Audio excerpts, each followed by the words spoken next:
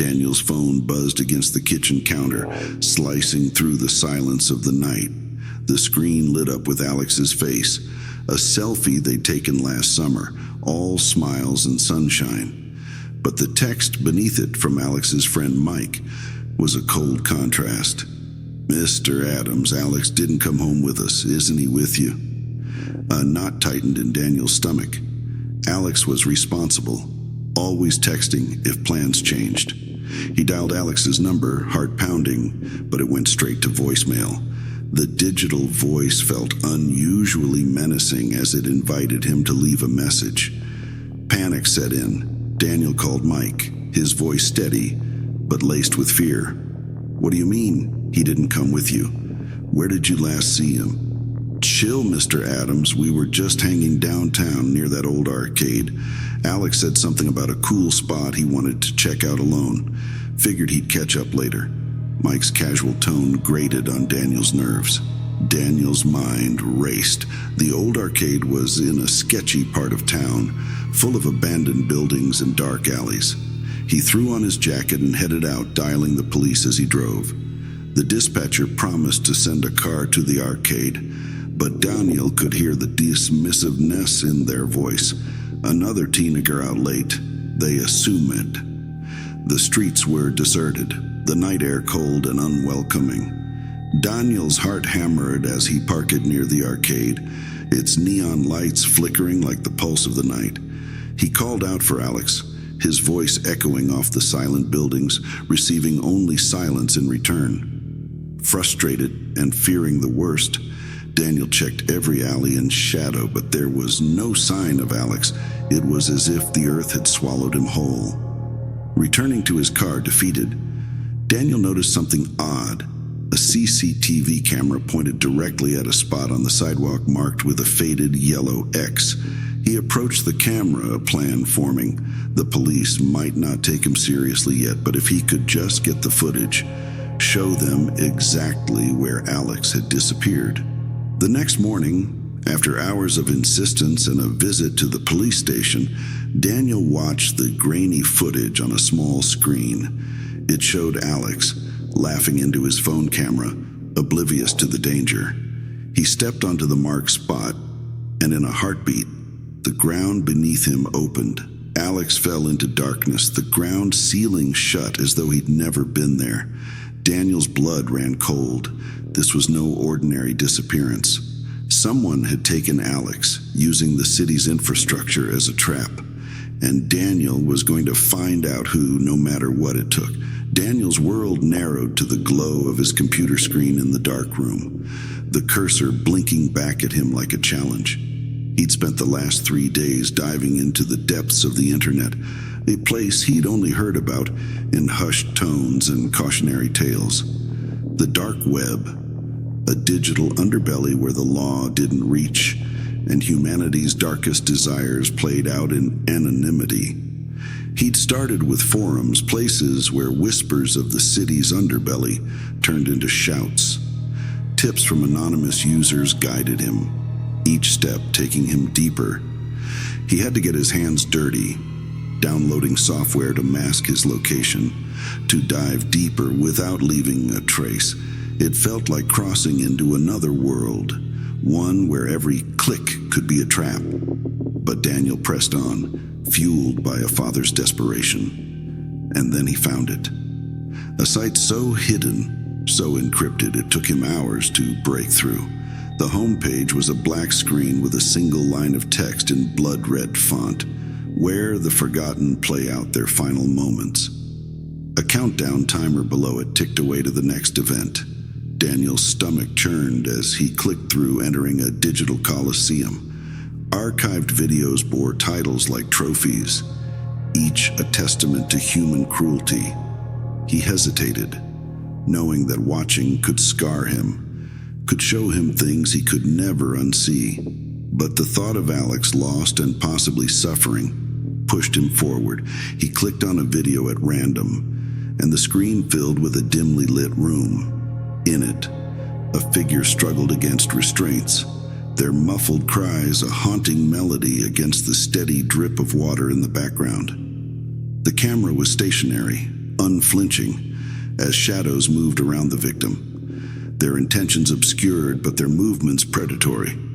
Daniel recoiled, horror washing over him. This wasn't just about watching, it was about participation. Viewers were gods, deciding fates with clicks and comments, betting on outcomes, reveling in the despair.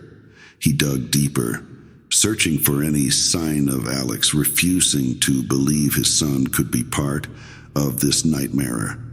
Hours blurred into days, with Daniel barely eating or sleeping, the glow of the screen, his constant companion. And then, amidst the archives, he found something, a video titled with a date and a code he recognized. It was the date Alex disappeared, paired with the graffiti tag Alex used in his art. Heart-pounding, Daniel clicked. The video was short. Alex, standing on a street corner at night, phone in hand, laughing at something unseen. Then a step backward onto the marked manhole cover, a brief look of surprise, and he was gone. The video looped, Alex's disappearance playing over and over, each time like a knife twisting in Daniel's heart. Comments below the video were a mix of speculation and anticipation. Is this the new one? Can't wait to see how this plays out. It was a game to them, and Alex was the latest pawn. Fury and despair battled within Daniel. His son, his bright, creative Alex, reduced to entertainment for these monsters. But despair wouldn't bring Alex back. Daniel screenshotted everything, the video, the comments, the site's URL. It was evidence, a lead, something he could take to the police. But as he prepared to disconnect, a new message popped up on the screen, chilling him to the bone. "We see you, Mr. Adams. Watching is participating. Welcome to the game." The threat was clear. Daniel wasn't just a spectator. He was now part of their twisted world. And if he wanted to find Alex, to save him, he'd have to play by their rules. But Daniel had no intention of playing. He was going to end this game once and for all.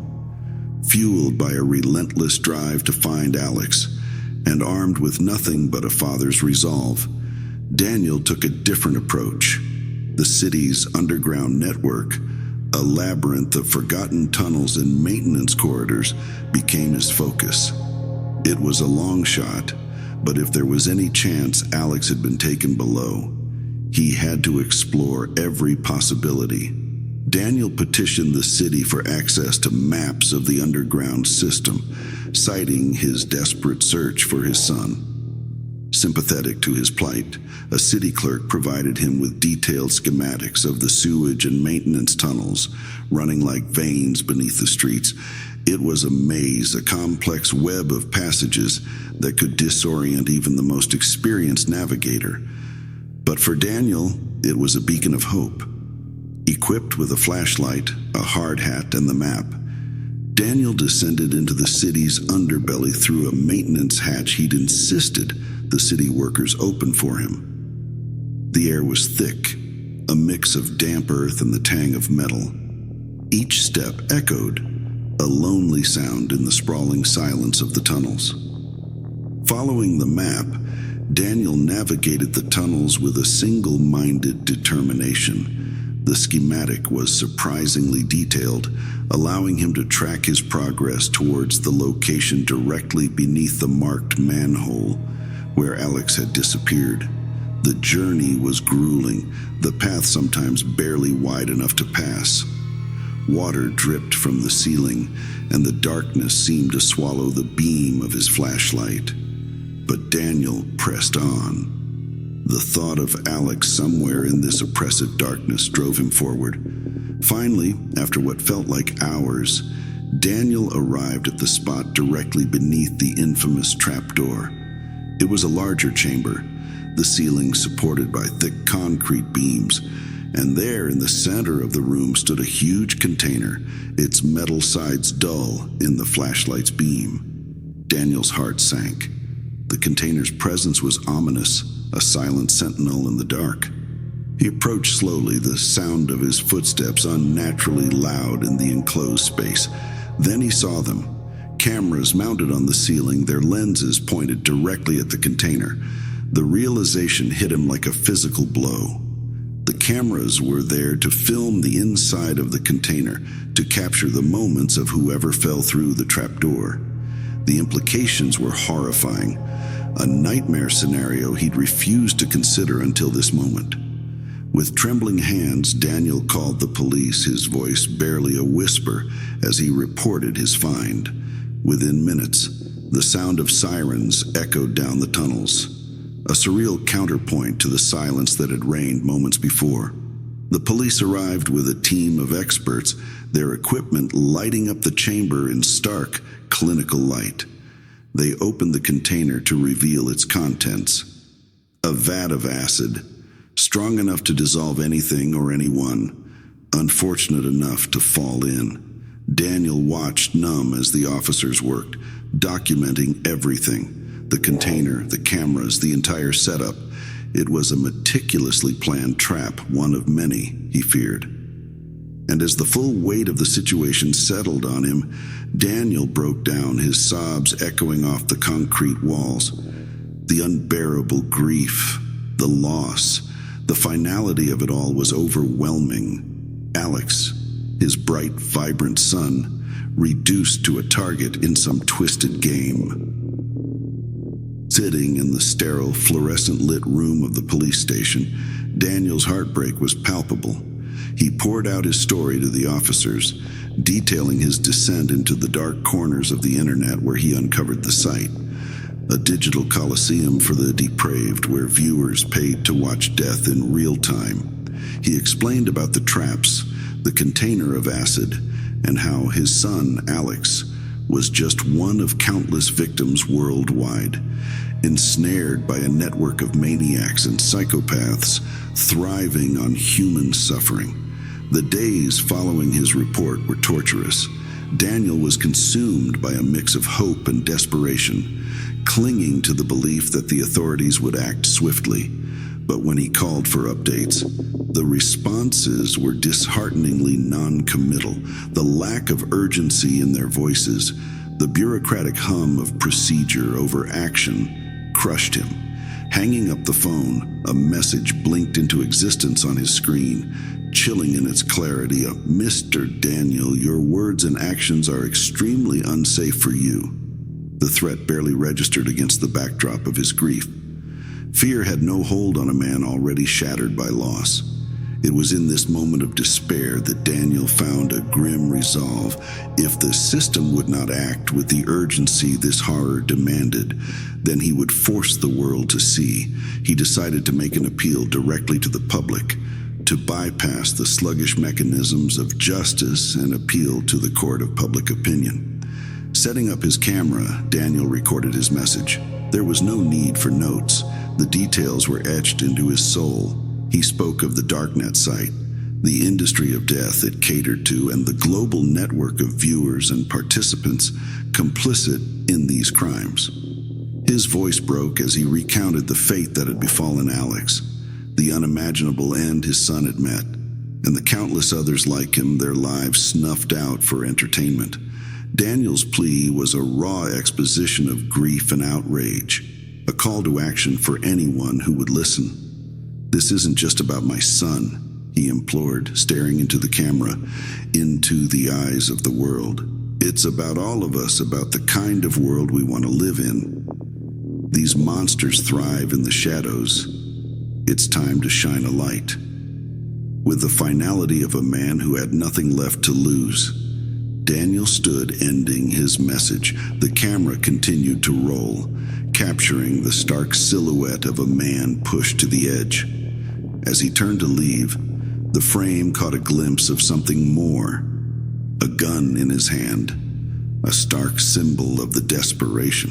The video was uploaded to YouTube,